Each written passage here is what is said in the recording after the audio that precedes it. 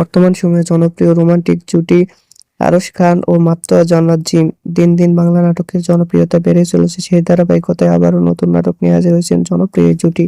নাটকটির নাম তোমায় উড়াবো রঙে। এই নাটকটিতে অভিনয় করেছেন বর্তমান সময়ে আলোচিত অভিনেতা আরশ খান ও আলোচিত অভিনেত্রী মাত্তয়া জান্নাত জিম।